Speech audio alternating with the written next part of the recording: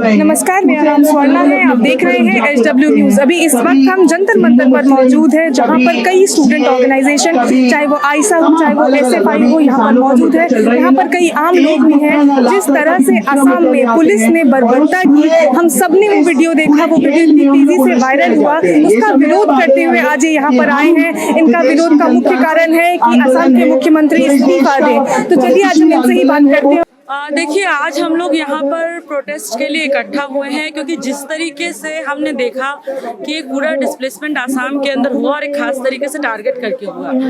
हम लोगों का एक तो इसमें साफ साफ मानना है कि पूरे देश भर के अंदर आसाम उसका एक एग्जाम्पल है और पूरे देश भर के अंदर जबरदस्त तरीके से डिस्प्लेसमेंट चल रहा है और अलग अलग सेक्टर्स में डिस्प्लेसमेंट चल रहा है। आप कोई भी राज्य उठा करके देख लीजिए, हम देश की राजधानी तक में डिस्प्लेसमेंट चल रहा है। हालत ये है और उस पूरे सिचुएशन में हमने देखा कि हमारे देश में एक खास तरह का जब कम्युनल फ्रेंजी का माहौल बनाया जा रहा है, खास कम्युनिटी के सवाल को लेकर के हमने ये CNRC के टाइम में भी देखा और लगातार ही कई सारी हमें घटनाएं आए दिन सुनने को मिलती हैं, जहां पब्लिक लिंचिंग या फिर खास तरीके से हमारे देश के माइनॉरिटी कम्युनिटी के ऊपर हमला हो रहा है। तो हम लोगों को लगता है कि ये एक सरकार जो एक खास तरह का फांसीवादी एजेंडा लेकर के आई है, उस फांसीवादी एजेंडे का भी रिफ्लेक्शन हम लोगों को आसाम में हुई इस घटना को लेकर के दिखता है। और बेशक ये लोग जो हैं, ये जिन मुसलमानों के ऊपर हमला हुआ, अगर आप उनका बैकग्राउंड देखें तो ये बहुत ही गरीब लोग हैं। तो हमारे देश में ऐसे लोग जो कि गरीब हैं, जो कि माइनॉरिटी अल्पसंख्यक समुदाय से आते हैं, हमारी सरकार, हमारे देश की सरकार या फिर आसाम की सरकार कहना चाहिए, उनको सीधे टारगेट करके जिस तरीके से डिस्प्लेसमेंट कर रही है वो निहायत ही शर्मनाक है। और इसीलिए हम लोग ये मानते हैं कि आसाम के CM को इस्तीफा देना चाहिए और इस सवाल को लेकर के केंद्र सरकार को अपनी चुप्पी तोड़नी चाहिए, क्योंकि अगर इसी तरह की घटनाएं लगातार होती रहेंगी और लोग उस पर नहीं बोलेंगे तो आज ये आसाम में हुआ है, कल और राज्यों में भी होगा। और इसी तरह से हमारे देश के अंदर जो ऐसा तबका जिसको ऑलरेडी दबाया जा रहा है, वो गरीब वर्ग हो, माइनॉरिटी का वर्ग हो, उसके ऊपर लगातार दमन चालू रहेगा। और इसीलिए आज हम लोग यहाँ पर प्रदर्शन के लिए इकट्ठा हुए हैं। हम लोग इस शर्मनाक घटना का विरोध कर रहे हैं और हम लोग आसाम CM का इस्तीफा मांग रहे हैं। जिस तरीके से 2014 के बाद भाजपा का सरकार केंद्र में आने के बाद, खासकर उस टाइम पे जो बीजेपी के प्रेसिडेंट थे और अभी हमारे गृह मंत्री अमित शाह मुसलमानों के खिलाफ जिस तरीके का राजनीति और जिस तरीके का भाषा इस्तेमाल करते हुए एक नफरत की राजनीति पूरे देश में उन्होंने स्थापित किया, मुसलमानों को टर्माइट्स बोला, इलीगल इमिग्रेंट्स बोला, CNRC के माध्यम से उनकी नागरिकता छीनने की बात को बोला, उनको आतंकवादी एस्टैब्लिश करने में, देश के गद्दार एस्टैब्लिश करने में व्हाट्सएप यूनिवर्सिटी से लेके तमाम झूठ को जिस तरीके से फैलाया, उसका नतीजा हम लोग असम में देखे। हेमंत बिस्वा शर्मा की सरकार, जो भाजपा की सरकार बनने के बाद, जब CAA और NRC कानून को लागू करने के बाद जहाँ पे 19 लाख लोग जब NRC के बाहर हो गए थे, ये साफ हो गया था कि कोई एक धर्म के खिलाफ, एक धर्म के लोग नहीं है बल्कि सारे धर्म के लोग हैं। जब उनकी NRC की पॉलिसी फेल हुई, इन्होंने दूसरे तरीके का NRC का पॉलिसी लिया, जहाँ पे मुसलमान है, गरीब मुसलमान हैं, जहाँ पे वो रह रहे हैं, उस जमीन से उनको विस्थापित करने की राजनीति, और जब अगर वो विरोध करेंगे उनसे उनके ऊपर गोली चलाने की राजनीति, और अगर गोली चलाने के बाद जिस तरीके की नफरत की राजनीति पूरी जहर के टर्माइट्स बोलते हुए, घुसपैठी कहते हुए जो पूरा चलाया गया, उसका नतीजा हमने देखा कि वहाँ का जो ऑफिशियल फोटोग्राफर है डिस्ट्रिक्ट का, वो जाके उसके छाती पे कूद कूद के नाचता है। ये दिखाता है कि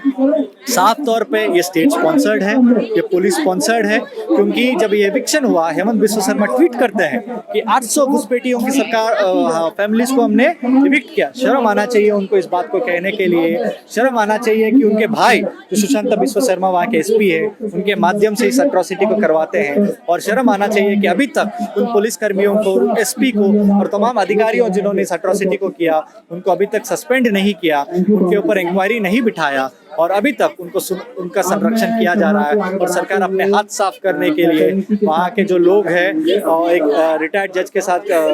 इंक्वायरी बिठाया, बट ये बात को साफ तौर पे नहीं कह रहा है कि जिन पुलिस लोगों ने वहाँ पे हमला किया उनके ऊपर कोई कार्रवाई। आज जंतर मंतर में सिटीजन्स प्रोटेस्ट है अगेंस्ट द सिख बाजार वायलेंस जो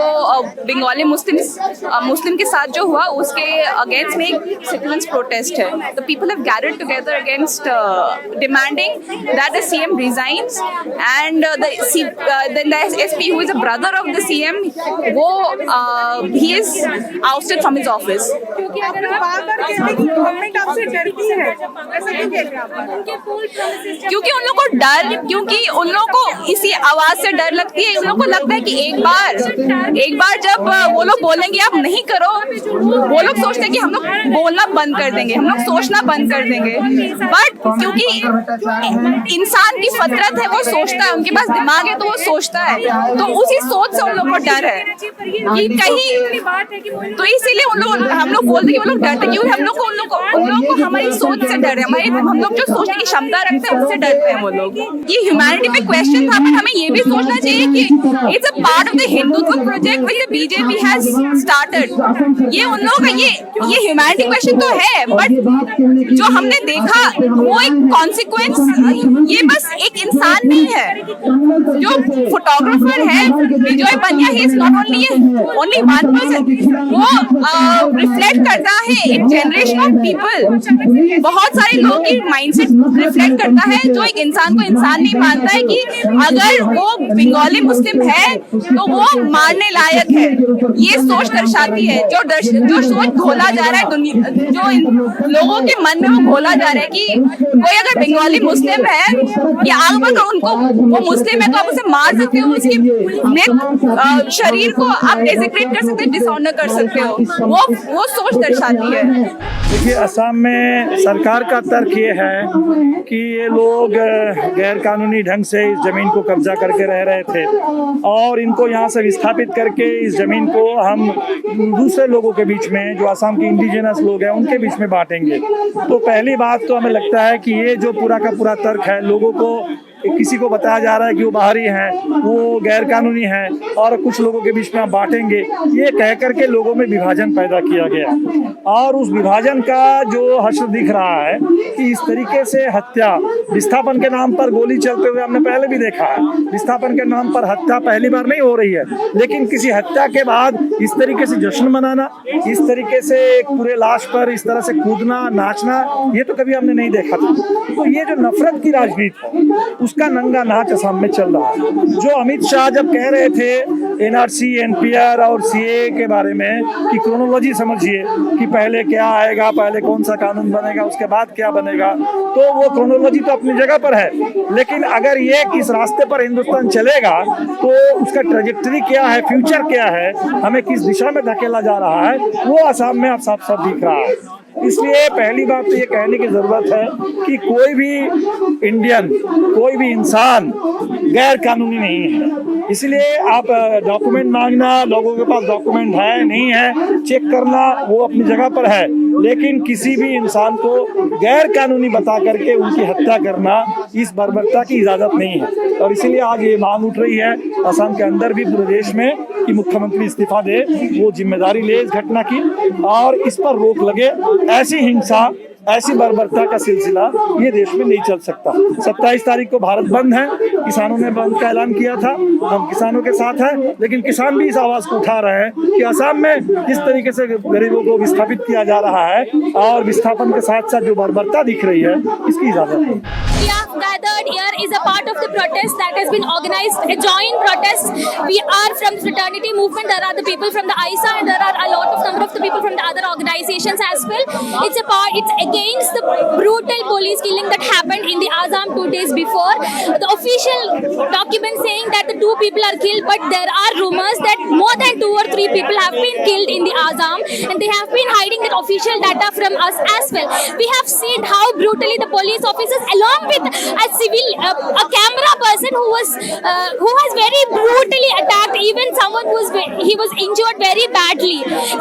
These 2 people who has been told to be killed in that particular incident holds almost every data, holds almost every card. They have been in the list of the NRC. They are having the Aadhaar Gugat, but still, even then, they are very brutally attacked. One of the main motive behind that is very clear. That is, the government have been trying to implement CAA all over for so long, and due to the various protests that happened earlier, earlier they were not able to implement it. So this is also a part of that which they have been trying, and against it we were trying to protest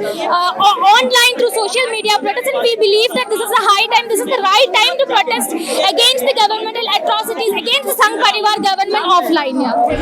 इस घटना की videos आने के बाद मुझे लगता है कि उसको देख करके किसी को भी गुस्सा आएगा, और ये कोई भी देश का आम नागरिक अगर ये सोचे कि उसके घर के ऊपर इस तरह से हमला होगा तो उसको गुस्सा आना चाहिए कि नहीं आना चाहिए। लेकिन हमारे देश का मेन स्ट्रीम मीडिया जैसे वो बहुत सारे आम जनता के सवालों को इस तरीके से दिखाता है कि वो जैसे गैर जरूरी सवाल हो। हमारे देश का खास तरह का गोदी मीडिया जो कि सरकार की ही भाषा बोलना ज्यादा पसंद करता है, उस तरह के मीडिया इस इश्यूज को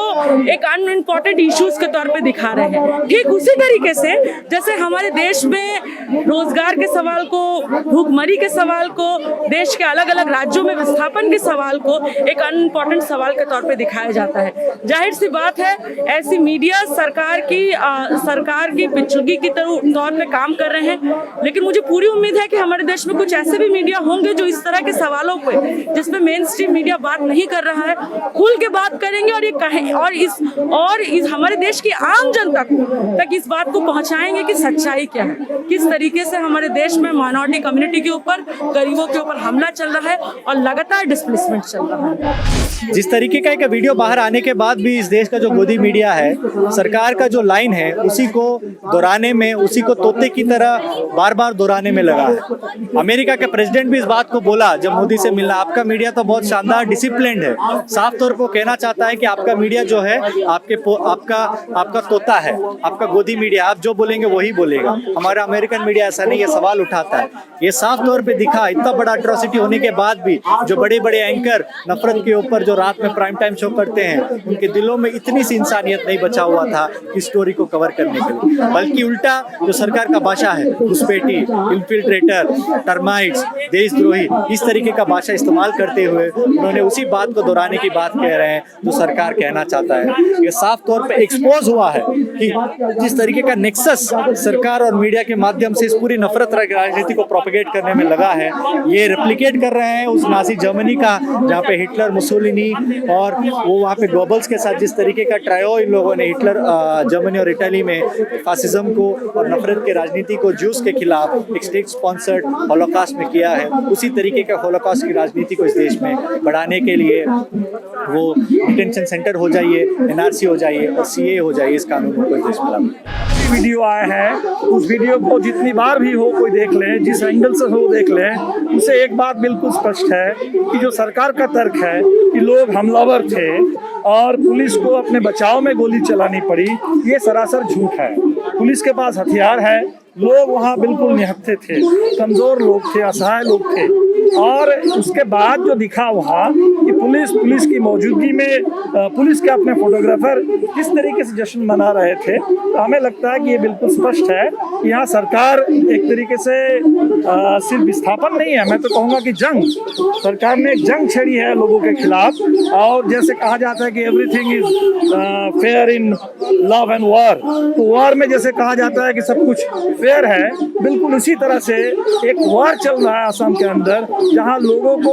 अपने ही लोगों को एनिमी बता करके उनकी हत्या और हिंसा के लिए खुली छूट दे दी गई है। ये जो खुली छूट दी गई, चाहे पुलिस वाले हो, चाहे सरकार के जो भाजपा के अपने गुंडे हो, किसी को भी, किसी गिरोह को ये छूट नहीं मिलनी चाहिए देश के अंदर कि वो अपने हिसाब से तय करें कौन हिंदुस्तानी है, कोई कौन नहीं है, कौन कानूनी है, कौन गैर कानूनी है। ये तय करने की छूट किसी गिरोह को कहीं इस देश के अंदर नहीं मिलनी चाहिए। और इसको लेकर के मीडिया में जो चुप्पी है, मुख्य धारा की मीडिया में बहुत कम बातें हो रही है, ये अपने आप में एक चिंता की बात है, क्योंकि आज जो असम में घटना घटी है, इस पर अगर देश में खामोशी रहेगी तो कल देश के किसी दूसरे हिस्से में ऐसी घटना घट सकती है, किसी और के साथ ये घटना घट सकती है। और इसलिए आज पूरे हिंदुस्तान में हमें खुल करके कानून के राज के पक्ष में,